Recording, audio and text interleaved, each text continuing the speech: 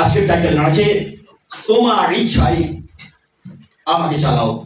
আজকে ঈশ্বরের বাক্যের মূল সাবজেক্ট তোমার ইচ্ছায় আমাকে চালাও। ঈশ্বরের বাক্য গীত সংহিতা 143-এর 10 পদ। আমরা অনেক বড় অংশ পড়েছি, কিন্তু মেনলি 10 পদ। তোমার ইষ্ট সাধন করিতে আমাকে শিক্ষা দেও, কেন তুমি আমার ঈশ্বর। তোমার আত্মমঙ্গলময় আমাকে সরল ভূমি হইতে চালাও। আজকে আমরা যারা এটি একটি ঘটনা, যে ঘটনা দাউদ তিনি কঠিন পরিস্থিতির মধ্যে তিনি প্রার্থনা করছেন ঈশ্বরের সঙ্গে, গভীর ভাবে ভেঙে কেঁদে কেঁদে প্রার্থনা করছেন। আমরা গীত সংহিতায় 42 পদ পড়ি। আমার নেত্রজল দিবারাত্র আমার ভক্ষ হইল। আমার নেত্রজল দিবারাত্র আমি কি খাই। দাউদ বলছেন দুঃখের সহিত আমার প্রার্থনা এমন, আমি প্রতিদিন আমি আমার চোখের জল পান করি। হে ঈশ্বর, আমি শুধু শত্রু থেকে আমি মুক্তি চাইনি প্রভু, আমি চাই তোমার ইচ্ছা অনুসারে চলতে। প্রভু চাই আমার বিশ্বাসী, আমি বিশ্বাসী, সর্বশ্রেষ্ঠ বিশ্বাসী হতে চাই, তা প্রার্থনা এবং তোমার সঙ্গে যুক্ত রেখে। আমেন। হে ঈশ্বর, আমাকে তোমার তোমার ইষ্ট সাধন করি। তোমার ইষ্ট সাধন। হে ঈশ্বর, আমাকে তোমার ইচ্ছাই শেখাও। আমরা অনেক সময় শুধু মুক্তি চাই শত্রুর কাছ থেকে, কিন্তু আমরা কখনো মনে করি না যে ঈশ্বরের ইচ্ছায় আমাদের চলতে হবে। আমরা ঈশ্বরের ইচ্ছা, আমরা আমাদের ইচ্ছাটাকে চাপিয়ে ঈশ্বরের উপর যুক্তি দাঁড় করিয়ে আমার ইচ্ছাকে দাঁড় করে। এখানে যারা সেবা দেয় টোটালটাই ফ্রি অফ কস্টে সেবা দেয়, জানেন। আমরা যেটুকু, কারণ তারা ঈশ্বরের ইচ্ছা জেনে সেবা দেয়। কেউ যদি প্রলোভিত করে যে এই টাকা দিচ্ছে চলবে কি করে, সে আদৌ খ্রিস্টান মানে বিশ্বাসী নয়, তার অন্য কোনো উদ্দেশ্য রয়েছে। সেই উদ্দেশ্যটাকে পূর্ণ করবার জন্য আপনাকে মোটিভেট করছে, ইগনাইটেড করবার জন্য, ঐক্য করবার জন্য আন্দোলন করে তুলতে চাইছে। এটা ফ্যাক্টরি নয়, এটা বিদেশি প্রতিষ্ঠান নয়, এটি একটি বিশ্বাসের প্রতিষ্ঠান, এটি একটি ডেডিকেটেড মানুষদের চলার পথ, কারণ এটা আমার ঈশ্বরের ইচ্ছা। তাই তিনি চান ঈশ্বরের ইচ্ছায় যেন আমরা চলি, এবং আমরা সেই ইচ্ছা তখন আমাদের কাছে প্রকাশ পাবে যখন বিশ্বাসী তার প্রার্থনার সর্বশ্রেষ্ঠ জায়গাটা ঈশ্বরকে দেবেন। যদি আপনি আপনার প্রার্থনার সর্বশ্রেষ্ঠ জায়গাকে প্রভুকে দেন, নিন্দা আমরা বলি না, নিন্দা করি না, সকলে বলি আমরা এই শ্রদ্ধাঞ্জলিতে আমরা প্রতিজ্ঞাবদ্ধ হয়ে নিন্দা করিব না, কি কিছু এক কথায়। কিন্তু কোনো কোনো কারণে আমরা নিন্দা করবেন, এই লোকটা না খারাপ, ওই লোকটা না খারাপ। ঈশ্বরের ইচ্ছা কি তাই নিন্দা করবার নয়। যদি সেই আপনি একটি লোককে জেনুইন জানতে পারবেন, যদি তার প্রার্থনা টেকনিক্যাল প্রার্থনা হোক, কি আত্মিক প্রার্থনা হোক, কি আবেগপ্রবণ প্রার্থনা হোক, তার জায়গাটা হবে সর্বশ্রেষ্ঠ জায়গা হবে প্রার্থনা জায়গা। সে প্রথমে আসবে, আপনাকে খুঁজবে, খুঁজে যদি কিছু বলা হয় সেই প্রার্থনা হলে আসবে, প্রার্থনা করবে, প্রভুকে বলবে প্রভু তুমি আশীর্বাদ করো। কারণ তার জায়গাটা হচ্ছে, সিমিয়নের জায়গা ছিল কোথায়? হান্নার জায়গাটা ছিল কোথায়? মন্দিরে। আমেন। হান্নার জায়গা ছিল যেখানে ঈশ্বরের উপস্থিতি, যেখানে ঈশ্বরের লোকেদের সর্বদা উপস্থিতি। আপনি আত্মীয় বলে আপনার জায়গা হবে প্রার্থনা, রাইট টাইমে সে আসবে। যদি মনে করে সে আগে বাচ্চাদের সঙ্গে মেলার আগে প্রার্থনা এসে যাবে, কিন্তু এমন একটি সময় আসবে প্রার্থনা কখন শেষ হয়ে যাবে, তারপরে আমি মেয়েদেরকে সঙ্গে কথা একটু বলবো। এই এখানে আপনার ইন্টেনশনটা কিন্তু কোথাও, কারণ আমরা রোমান্স খুঁজতে আছি, আমরা ঈশ্বরের সঙ্গে সময় কাটাতে আসি না। তার জন্যই দাউদ প্রার্থনা করছিলেন, গভীর ভাবে প্রার্থনায় দুঃখের সঙ্গে প্রার্থনা করছিলেন। তিনি বলছেন, আমি একটি জায়গায়, তিনি বারংবার বলছেন আমি বালিশ ভেজাই রাত্রিতে। আজ এখানে 42 পদে বলছেন আমি আমার নেত্র জল ভক্ষণ করি। ভক্ষণ দান করে না তো, ভক্ষণ জাবর কাটে। আপনার প্রার্থনার জায়গাটা কি জাবর কাটার মতো হয়েছে? বালিশ, দাউদ বলছেন আমি প্রত্যেক দিন কাঁদতে কাঁদতে আমি বালিশ ভেজাই। আর এখানে ঈশ্বর পবিত্র বাক্যে তিনি বলছেন 3 পদে আমি আমার চোখের জল পান করি, খাই, ভক্ষণ করি। প্রার্থনাটা কি প্রকারের প্রার্থনা? বিশ্বাসীর সর্বশ্রেষ্ঠ প্রার্থনা চোখের জল বালিশে বিশ্বাসী বা বিশ্বাসীর সর্বশ্রেষ্ঠ প্রার্থনা সেটা হচ্ছে ভক্ষণ করা চোখের জল। আমেন। তাই আজকে যারা আমরা প্রভুতে রয়েছি, প্রথম বিষয় ঈশ্বরের ইচ্ছা শেখা আকাঙ্ক্ষা থাকা খুবই জরুরি। পূর্বে তিনি বলেছিলাম যে ঈশ্বরের লোকেদেরকে ঈশ্বর তিনি তিনটি কাজ করার জন্য নির্দেশ দিয়ে গেছিলেন, এবং সেই কাজটি কি? তোমরা একত্রিত হবে কিসের জন্য? রুটি ভাঙবে, সহভাগিতা করবে, আর প্রেরিতদের শিক্ষায়। আর 4 নম্বরটা কি জানেন? আমি কি বলছিলাম? 4 নম্বরটাই প্রার্থনার কথা। 3 নম্বরে 1 নম্বর কি বলছেন? সহভাগিতা করবে, রুটি ভাঙবে, প্রার্থনা করবে। 4 নম্বরটা কি? প্রেরিতদের শিক্ষায় শিক্ষিত হবে। কার শিক্ষায়? প্রেরিতদের শিক্ষায়, আমার শিক্ষায় না। আপনি এলেন প্রভুর দাস বা দাসী বলে নিজেকে জোর বলে বললেন, এসে বলে আপনি কাজ শিক্ষা, আপনার নিন্দা শিক্ষা দিচ্ছেন। এত কম পয়সা এই কি? এতে কি চলে? চলার জন্য তো আমরা দায়িত্ব নিই। আপনার দেশ চালানোর জন্য তো আমি দায়িত্ব নিইনি ভাই। আপনি দায়িত্ব নিয়েছেন প্রভু সেবা করবেন, টোটাল ফ্রি অফ ডেডিকেশন দিয়ে আমি মানুষের সেবা করব। তারপরে যদি এই কথাটি আসে, তাতে মনে হচ্ছে এখানে আমরা ঈশ্বরের ইচ্ছা আকাঙ্ক্ষা করি না। এখন প্রশ্ন আসবে, তাহলে সবাই বেতন যদি হয়, তাহলে আমার বেতনটা তো প্রথম প্রশ্ন আসবে, আমাকে বেতন কে দেয়?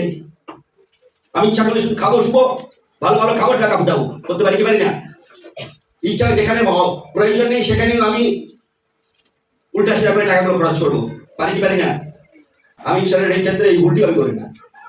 আপনাকে ইস্পাত করার জন্য আমি খরচ করবো, কিন্তু আপনাকে সম্পদ বাড়ানোর জন্য আমি খরচ করি না। আমার প্রভু সম্পদ পাবে, কারণ শাস্ত্রে লেখা হয়েছে, কি বললাম? যিশায়াতে কত অধ্যায়?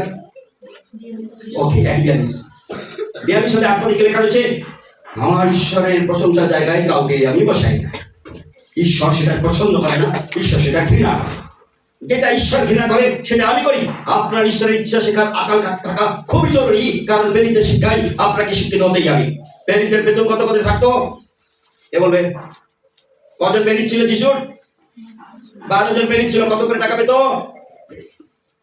চলে আসি, ফিরে আসি। কত করে টাকা পেত? এখন পাস্টার হয়ে গেলে টাকা পায়, না হলেও পাস্টার করবেন। হ্যাঁ, কি আনন্দ, কি আনন্দ! তাই জন্য তাকে পাস্টার বলা হয়। তার সংসার চালানোর জন্য সে টাকা খুঁজতে থাকে, কত টাকা বেশি দিচ্ছে লেভেল খুঁজতে থাকে। প্রেরিতের বেতন কত করে ছিল? প্রেরিতের বেতন কে দিবে? যিনি বেতন দেবেন তিনি স্বর্গে চলে গেছেন। তিনি বলে গেছেন, তোমরা শুধু যাও সুসমাচার প্রচার করো, আর কিছু বলেন না। তোমাদেরকে বেতন পাঠিয়ে যাবে পার মান্থ করে ঢুকবে। বেতন না পাওয়ার পরিবর্তে যে বেতনগুলো পেত, সে বেতনগুলো জানেন? ঈশ্বরের ইচ্ছা শেখার আকাঙ্ক্ষা হেতু, ঈশ্বরের ইচ্ছা মানা হেতু তাদেরকে জেলে যেতে হয়েছে, তাদেরকে বেত্রাঘাত খেতে হয়েছে, তাদেরকে তীর ধনুক খেতে হয়েছে, তাদেরকে গরম তেলে ফেলে দিয়ে হয়েছে, তাকে উল্টে কুশে জড়িয়ে দেওয়া হয়েছে। আমেন। এটাই তাদের বেতন ছিল। আর আজকে পাস্টার যারা এভেঞ্জেলিস্ট, যারা পাস্টার নিজেদেরকে দাবি করে, তাদের বেতন খোঁজে। আমরা যারা প্রভুর সেবা করি, যারা আমরা প্রেরিত শিক্ষায় শিক্ষিত হয়েছি, বেতন যদি তাদের প্রথম অধিকার হয়, তারা প্রভুর দাস হতেই পারে না। সেদিন বেদিরা কত টাকা দশমাংশ নিয়েছিল? পৌল একজন ধনী লোক ছিলেন। তার এই সম্পদ ছেড়ে দিয়ে, তার ব্যবসা ছেড়ে দিয়ে তিনি প্রেরিত বলে নিজেকে বিবেচিত করেছিলেন। আর সেটা হচ্ছে 12 নম্বর নয়, 13 নম্বরের প্রেরিত। তিনি বলছেন, আমি এত ক্ষুদ্রান্নদের ক্ষুদ্রের যোগ্য নেই, তার সাথে ঈশ্বর তিনি আমাকে প্রেরিত বলে নিযুক্ত করলেন। আমি ঈশ্বরের ইচ্ছা শেখার আকাঙ্ক্ষা, তোমার ইষ্ট সাধন করতে আমাকে প্রভু শিক্ষা দেও। যে পাস্টার কখনো বলবে যে তার বেতন আপনি বুঝে নেবেন, ও পাস্টার নয়। ও এটা তার প্রফেশন করে ফেলেছে, ইনকাম করবার জন্য তার প্রফেশন করে ফেলেছে। এতদিন পরিবার তো ব্যাপটিস্ট আছে, যখন আমি পাস্টারি করতাম আমার বেতন ছিল 550, শেষে মনে হয় 900 টাকা ছেড়েছি, কারণ আর বেতন দিবে না বলে। আমি বেতন দিবেন তো চাপ থাকবো কেন? কি করে চলবে? মহিলা সমিতির মহিলারা এসে বললো, পাস্টার আপনারা চলবে কি করে? আপনার প্রভু ডেকেছেন। আজ থেকে আমি পাস্টার নেই, প্রেরিতের শিক্ষায় শিক্ষিত হয়েছি, বেতনে আমার চলবে না, আমার চলবে প্রভুর শিক্ষা দিয়ে। আমেন। আজকে আমাদের যারা প্রভু সেবা করে কেউই বেতন মুক্ত লোক নয়। তাকে যদি এই প্রকার কেউ টিপ যদি দেয়, সে এখান থেকে বোঝা যায় সে ইষ্ট সাধন, ঈশ্বরের ইচ্ছা সাধন করবার মতো তার শিক্ষাই নেই। এই অ্যাম্বাসিডার পরিচর্যা ক্ষেত্র, এই অ্যাম্বাসিডার সিনেট, এই অ্যাম্বাসিডার গোটা সিস্টেম প্রভুর উপর নির্ভর করে চলে। প্রভু যোগান দেয়, অভাব দেয় অল্প। গতকালকে কলা কলা কলা ভাজা করেছিল, ওকে। আমি এদেরকে জিজ্ঞেস করছি, আচ্ছা কলা ভাজাটা যে করেছে সে তো সেই যেদিন খাবার পাচ্ছিলাম না সেই দিনের মতো কলার কালার মনে হচ্ছে। কি গো, হলুদ নাই তো? বলছি না, ফুলে দেওয়া হয়নি, প্রাচুর্য রয়েছে, ফুলে দেওয়া হয়নি। এটা একটা বিশেষ অভাব নয়, এটা কোনো কারণে ভুলে যাওয়া। সেদিন আমাদের মনে মনে পড়ছিল যে হলুদটা খুবই জরুরি, সেদিন হাতের মুঠে হলুদ নেই, সেদিন নুনটা খুব জরুরি মনে পড়ছিল, দিতে ইচ্ছা করছে কিন্তু নুন নেই, হলুদ নেই। প্রভু একমাত্র রয়েছে নামেন, সেই প্রভু আমাদেরকে মেরে ফেলেনি। সেই খাওয়ার অল্প হারে অথবা না খেয়ে আমরা মরে যাইনি, মরে যাইনি। বেতন হলে আমরা চিন্তা করবো দেবে, বসে বেতন ঢোকেনি, আমরা চলবে কি? আপনারা এখানে কাজ করবেন, আমি পাশে করবেন কোথায়? আজকে যারা আমরা প্রভুতে রয়েছি, আমাদের এই সংকল্প থাকা উচিত, আমরা যারা প্রভু সেবা করি, কারোর পয়সাতে আমরা চলি না, কাউকে ভয় দেখিয়ে আমরা দশমাংশ নিই না। দশমাংশ আমাদের নেওয়ার ইচ্ছে নয়, সেটা আপনি আপনার ঈশ্বরকে বলবেন, জানাবেন। কার যদি দশমাংশ আপনি রাখেন, সেটা কার দশমাংশ রাখছেন, প্রভুর না কার টাকা চুরি করছেন, সেটা আপনি পয়সা দেবেন। সেটা আমাদের বিশাল বিষয়, কারণ আপনার দশমাংশে আমাদের এই বড় সংসার চলে যাবে। যদি সে সত্যিকার এই ঈশ্বরের ইষ্ট সাধন করতে ইচ্ছে হয়, তাহলে প্রত্যেকটা বিশ্বাসের ছেলে মেয়েদেরকে সে তত্ত্বাবধান করবে, শিক্ষিত করে তুলবে।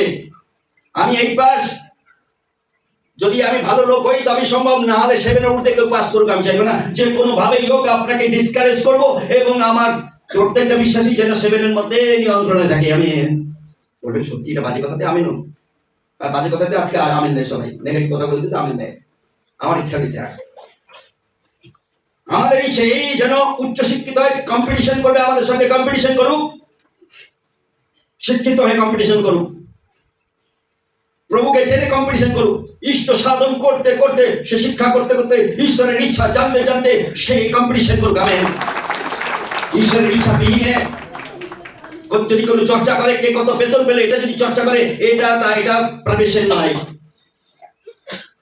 এটা আপুষ্টলিকের জায়গা, প্রেরিতের জায়গা। ঈশ্বরের নির্দেশ আমরা যেন প্রার্থনা করি, ঈশ্বরের নির্দেশ এমন প্রার্থনাটা উচ্চ মানের হোক, যেখানে বালিশ ভিজবে, যেখানে চোখের জল আপনি পান করেন, প্রভু আপনাকে অনিবার্য ভাবে ব্যবহার করবেন। ঈশ্বরের ইচ্ছে যেন আপনি জানবার জন্য আপনাকে শিখতে হবেই। যদি ইচ্ছাটা, ঈশ্বরের ইচ্ছা কি যদি না জানেন, তাহলে তো গোলমাল হয়ে যাবে, আপনি আপনার ইচ্ছা চাপিয়ে দেবেন। তাহলে ঈশ্বরের ইচ্ছাকে আগে জানতে হবে। যাকব 1:27 পদে, ক্লেশাপন্ন, পিতৃমাতৃহীন এবং অসহায় বিধবাদের তত্ত্বাবধান করাই এটাই আমাদের বিমল এবং সুচিধর্ম, এটাই আমাদের। এবং এই সংসার থেকে নিষ্কলঙ্ক করবে, আমার নামে কিছু থাকবে না, না থাকবে আমার নামের ভিজিল্যান্ট, না থাকবে আমার নামে বৃহৎ কিছু, আমার নামে থাকবে না কারণ নিজেকে নিষ্কলঙ্ক রক্ষা করে পিতা ঈশ্বরের কাছে সুচি এবং বিমল ধর্ম, দুটি জায়গা। এর উপর এই ভিত করে এই সেবা ক্ষেত্র আরম্ভ, এবং এই সেবা ক্ষেত্রে আমরা সেই প্রচেষ্টাই করি। আমার নামে আমার জায়গা থাকবে না, আমার নামের পরিচয় হবে আমার প্রভু। আত্মিক জীবনে আমরা জেনে নিই সবকিছুই, কিন্তু সেগুলোকে আমরা মান্যতা দিই না, সেটা প্রয়োগ করি না। আমরা শুধু প্রয়োগ এমন ভাবে আধ্যাত্মিক জীবনের লেভেল দেখাই, যে লেভেলের আত্মিক জীবনের অন্যের আত্মিক জীবনকে ডিসকারেজ করে। যে লেভেল দেখাই আমাদের জীবনে যে সেবা, যে ডেডিকেশন, সেই ডেডিকেশনের সঙ্গে চ্যালেঞ্জ সৃষ্টি করে এবং আমাদেরকে কি করে? ডিসকারেজ করে। কি লাভ এটা করে? কি লাভ? 2-3 মাস আগে কি 6 মাস আগে, আর বেশি হবে না, 2 নেতা এসেছেন।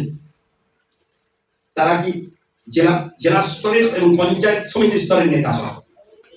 ল্যাডি শুনিয়ে আমাকে জিজ্ঞেস করছেন, মানে স্করপিও গাড়ি জানেন, এসে বলছে আপনি এগুলো করেন, আপনার লাভ কি? আপনার ঘরের ছেলেরা রয়েছে, হ্যাঁ, আপনি ছেলে মেয়েদেরকে পড়ালে খাওয়ালে আপনার লাভ কি?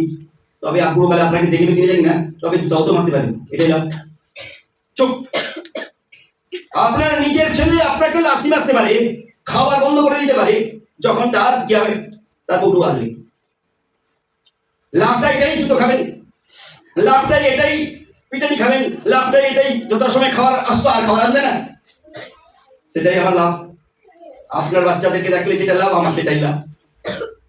আজকে যারা আমরা শুধু শিখি, শিখাটা যথেষ্ট নয়, যদি মান্যতা না দিই, তাই সেদিকে নজর রাখা খুব জরুরি। আমাদের সকল সময় আকাঙ্ক্ষা থাকা উচিত, সেই আকাঙ্ক্ষাটা ঈশ্বরের ইচ্ছা জানাবেন। আমরা ঈশ্বরের ইচ্ছা জানবার জন্য আকাঙ্ক্ষা থাকা খুব জরুরি। আপনার ঈশ্বরের ইচ্ছা আকাঙ্ক্ষা যখন জানার চেষ্টা করবেন, ঈশ্বর আপনার অদৃশ্য কিছু আশীর্বাদ আসবে, সেটা আপনি ভাবতেও পারবেন না। সেই ভাবনার জায়গাতে আপনি ভুল জায়গা থেকে আপনি রক্ষা পাবেন। প্রভুর ইচ্ছার জানার আকাঙ্ক্ষা আপনার জীবনে ফুলের জায়গাগুলোকে আপনি মিনিমাইজ করতে পারবেন। আজকে যারা আমরা প্রভুতে রয়েছি, দ্বিতীয় জায়গাতে প্রথম বিষয় ঈশ্বরের আকাঙ্ক্ষা, ঈশ্বরের ইচ্ছা জানার আকাঙ্ক্ষা চিরকাল যেন থাকে। দ্বিতীয়, ঈশ্বরের সাথে ব্যক্তিগত সম্পর্ক খুব জরুরি। দাউদ তিনি বলছেন, আমি ব্যক্তিগত সম্পর্ক করি, প্রত্যেকদিন রাত্রিতে বালিশ হয়ে যাই, আমেন।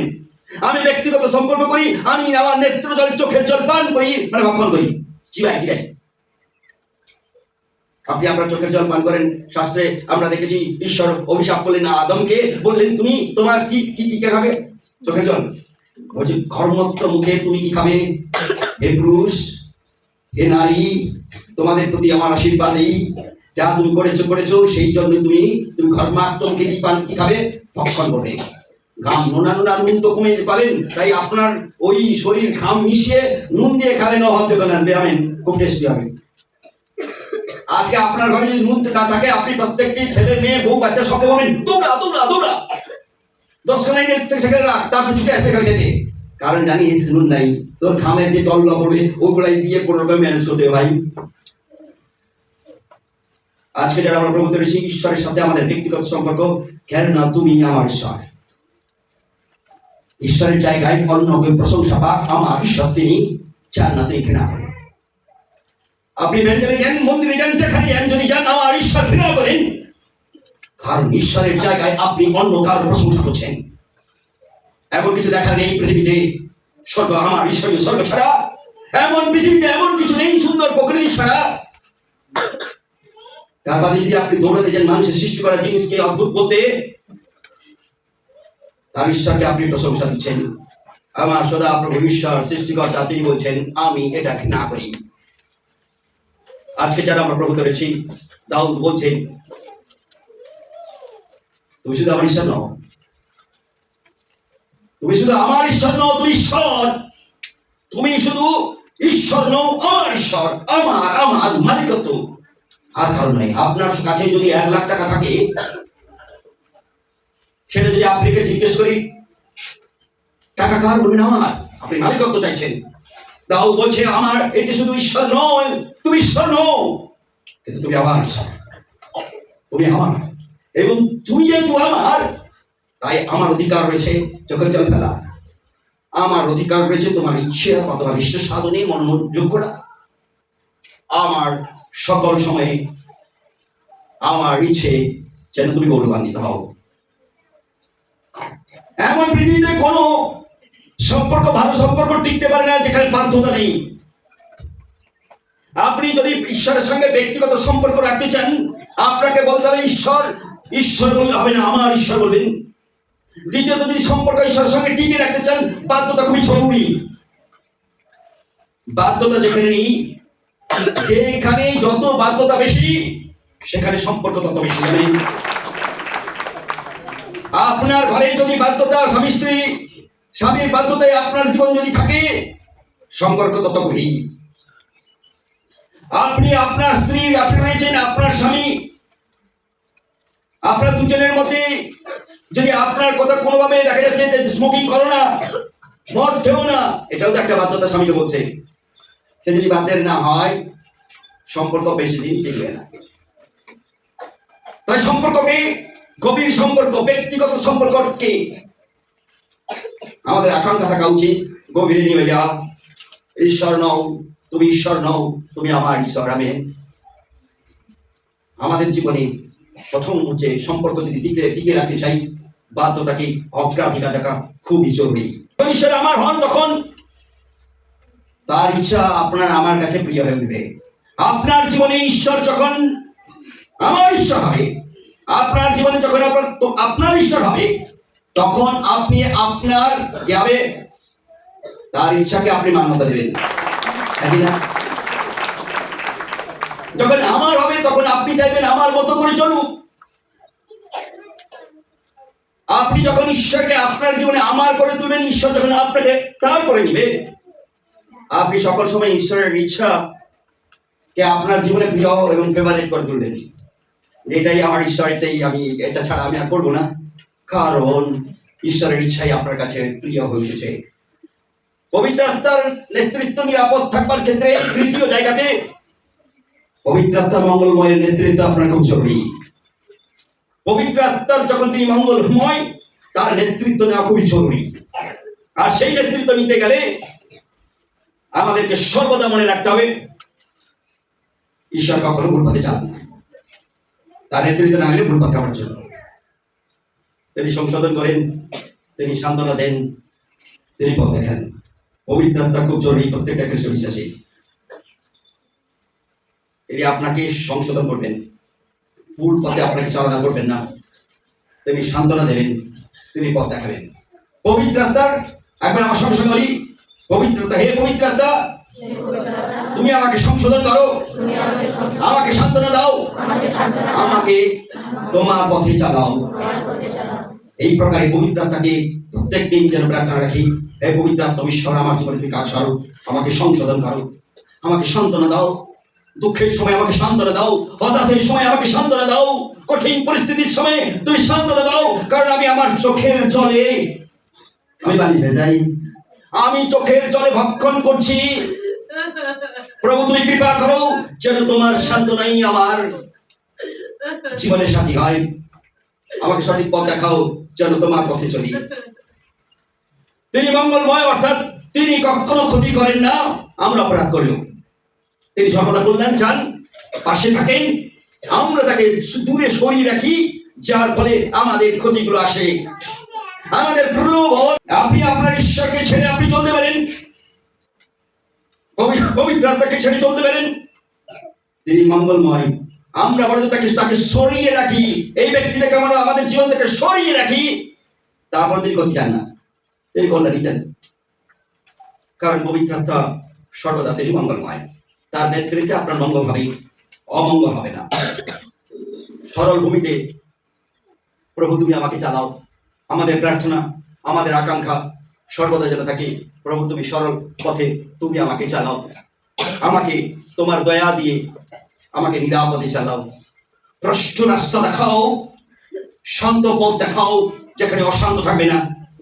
আপনি পরিচর্যাতে আছেন, আমরা পরিচর্যাতে আছি, পরিচর্যাতে যে কঠিন পরিস্থিতি আসবে না এমন তো কথা নয়। তারপরে আমাদেরকে প্রার্থনা করতে হবে, প্রভু আমাকে নিরাপদে রেখো, তোমার প্রশ্ন রাস্তা দাও এবং আমাকে শান্ত পথে চালাও, আমি অশান্ত পথে চলতে চাই না। জীবনে অনেক সময় আমরা আঁকা বাঁকা বিপজ্জনক পথে আমরা চলি, আর প্রভু আমাদেরকে তিনি আঁকা বাঁকা পথ থেকে তিনি সরল করেন তার খুশি হাত দিয়ে। যখন আমরা তার ইষ্ট সাধনে সর্বদা চেষ্টা করি, ইষ্ট মানে তার ইচ্ছা, যদি আমরা সর্বদা তার ইচ্ছার আকাঙ্ক্ষা থাকে, তার ইচ্ছার পথে চলবার ইচ্ছা থাকে, তা ইচ্ছা অনুসারে তার সঙ্গে সম্পর্ক রক্ষা করার,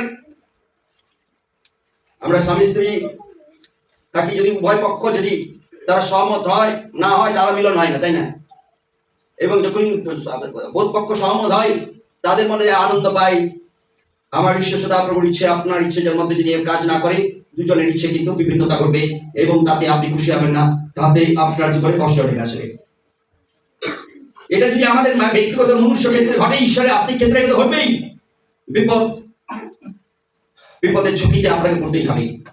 তারপরে ওই ঈশ্বর বাক্যে বলছেন, পবিত্র আত্মা তিনি মঙ্গলময়, তিনি কল্যাণ করেন।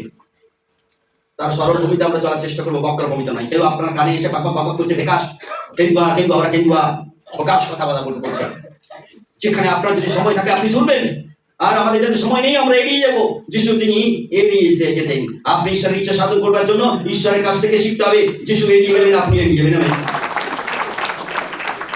বলবো আমি এটা কেন বলবো, আমি কেন এড়িয়ে বরং শুনতে আর মুখরোচক লাগে। সকালবেলা এত সুন্দর সুন্দর সুন্দর সুন্দর সব কথাবার্তাগুলো কি খুব ভালো লাগে না? যে জানেন সকালবেলা আপনি প্রত্যেক দিন যদি খান চেনাচুর খান কেমন লাগে বলুন তো? প্রত্যেক দিন সকালবেলায় উঠে আপনি উঠে পড়লেন, তারপরে উঠে পড়ে দাঁতটা মেজে চেনাচুর খেয়ে বলবেন, কি হতে পারে? একজন বলছে গ্যাস। কি গ্যাস? যে গ্যাস আপনি অক্সিজেন নেন সেই গ্যাস অক্সিজেন। এই গ্যাস হবে? উফ, ও কোথায় গুতা মারবে আপনি জানেন না, পিছে গুতা মারবে কি হাতে গুতা মারবে কি গোড়ায় গুতা মারবে আপনি নিজেও জানেন না, কিন্তু খেতে কি সুন্দর লাগছে না? টক টক মিষ্টি মিষ্টি ঝাল ঝাল, নিন্দাটাও কত টক টক মিষ্টি মিষ্টি ঝাল ঝাল। গ্যাস হবে গ্যাস। আপনি নিন্দা করতে হচ্ছেন না, সময় আসছে, আপনি যুবক যুবতী একবার খেয়ে যাচ্ছেন 2 দিন 3 দিন, 10 দিনের পরে সেটা এবারে আরম্ভ হবে। সে তখন সেই গ্যাসটা আপনি ভাববেন কি হয়েছে, আপনি এই ডাক্তারের কাছে ছুটবেন, ও ডাক্তারের কাছে ছুটবেন, ভয় জল পড়তে ধরবেন, জল খেলেও তো হজম করতে পারছি না, বলছে ভাত খাবো, ভাত দেখলে ভয়, রুটি দেখলে ভয়, চানাচুর দেখলে ইচ্ছা হয়, কিন্তু গলা পর্যন্ত বন্ধ আছে।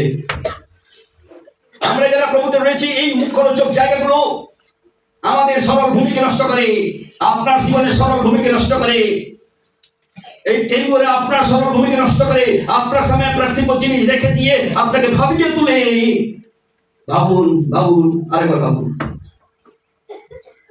যখন এটাই আপনার জীবনে হয় না, ভাবুন ভাবুন আরেকবার ভাবুন, তখন আপনিও ভাবতে আরম্ভ করলেন, ভাবছি ভাবছি ভাবছি, কোথায় চোখের জলে বালিশ ভিজে শুধু ভাবছি, কোথায় আপনি চোখের জলে নেত্র জলে ভক্ষণ করবেন, কিন্তু ভাবছি আর এগুলো বেড়ে না। এরপরে আপনি সুযোগ খুঁজছেন, আঘাত সাংগঠনিক শক্তিকে জোর করতে হবে, আমাকে সবার মধ্যে ঢুকতে হবে, ঢুকে গিয়ে এদের আধ্যাত্মিক জীবন নষ্ট করে আমাকে আমার নেতৃত্বে এদেরকে ফোর্স তৈরি করতে হবে, যে ফোর্স যাবে বেফোর্স, আমার কন্ট্রোলে দিতে হবে না। আমরা পরিচর্যা ক্ষেত্রে তো অনেক লোককে আমরা সেবাতে কাজ করেছি, গ্রুপ সর্বদিনের জন্য রয়েছে, আমার বিপরীতে গ্রুপ সর্বদিনের জন্য থাকবে, এটাই ঈশ্বরের ইচ্ছে। কারণ রাজা দাউদ তিনি তাই বলছেন, রাজা দাউদের যদি শত্রুর পক্ষে থাকতে পারে আমি তো একটা চুটো ছাড়, আব্রাহামের বিপরীতে যদি শত্রুর পক্ষে থাকতে পারে আমার দাউদের ছাড়। সেদিন যে সায়ক বিপক্ষেও এলিয়ার বিপক্ষেও শত্রুর পক্ষে উঠে চলেছিল, তাই এলি পালিয়ে গেছিল, খাদ্য অভাবে পড়ে গেছিল। আমাদের এই সুন্দর পথগুলোকে সরল পথগুলোকে নষ্ট করতে পারে, আপনার আধ্যাত্মিক জীবনের সরল পথ সুন্দর মাটিকে নষ্ট করে দিতে পারি যদি আপনি এই চানাচুরের মতো এই মুখরোচক লোকটির কথা যদি শ্রবণ করতে যান। বিপদে পড়বেন, বিপদে পড়বেন। প্রথমে মুখরোচক, টক টক, ঝাল ঝাল, মিষ্টি মিষ্টি, আর তারপরেই হবে বুক বন্ধ, নাক বন্ধ, কান বন্ধ, পিঠে ব্যথা, পেটে ব্যথা, বুকে ব্যথা, সব জায়গায় ব্যথা। আর প্রভু দাসী বলছেন গ্যাস, সে গ্যাসেও আপনি জীবন ফিরে পাবেন না, বরং আরো অন্য কোনো নল দিয়ে গ্যাস চালাতে হবে আপনার মুখে। আপনার গ্যাস কাউকেই শান্তি দিচ্ছে না, আপনার গ্যাস আপনাকেই শান্তি দিচ্ছে না। কি গ্যাস আপনার মধ্যে, ভাবুন ভাবুন। আজকে যারা আমরা প্রভুতে রয়েছি ঈশ্বরীয় জায়গাতে আমাদের সর্বদা চিন্তা করবার দরকার রয়েছে এই কয়েকটি পদক্ষেপে যেন মনে রাখি। 4টি মহান সত্যকে আমাদেরকে আবিষ্কার করতে হবে আজকের এই প্রভু দিনে, আজকের এই সুন্দর দিনে 4টি মহান সত্যকে চোখের মধ্যে রাখি।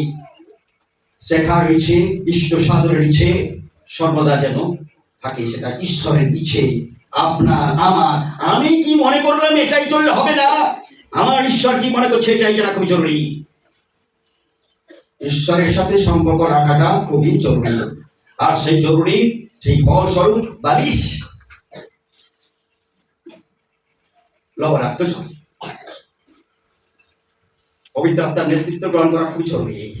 চতুর্থত প্রভুকে বলবো, প্রভু সরল এবং নিরাপদে তোমার পথে আমাকে চালাও। শপথ নিতে হবে আমি ঈশ্বরের পথে চলবো, শপথ নিতে হবে আজকে প্রভুকে বলতে হবে, প্রভু আমি তোমার পথে চলবো, আমি তোমার ইষ্ট তোমার ইচ্ছে সাধনী, আমি সর্বদা শেখার জন্য প্রস্তুত, তোমার ছাড়া আমি অন্য কারোর সঙ্গে আমার এই স্বর্গীয় সম্পর্ক সংযোগ করবো না। এই পবিত্র আত্মবিশ্বাস তোমার নেতৃত্ব ভিতরে আর কারো নেতৃত্ব আমি নেব না।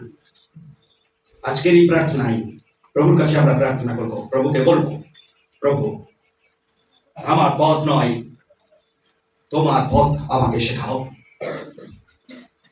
আমাকে শেখাও তোমার সম্পর্কে তোমার সঙ্গে চলতে, তোমার পবিত্র আত্মার নেতৃত্বে আমাকে আমার জীবনকে চালাতে সাহায্য করো। তোমার পথেই আমি চলবো, তোমার সরল পথেই আমি চলবো।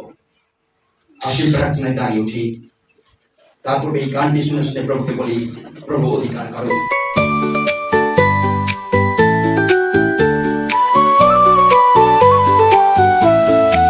তোমার ইষ্ট সাধন করতে প্রভু আমাকে শিক্ষা দাও, নিজের জ্ঞান নয়, নিজের পথ নয়, তোমার আলোয় আমাকে চালাও।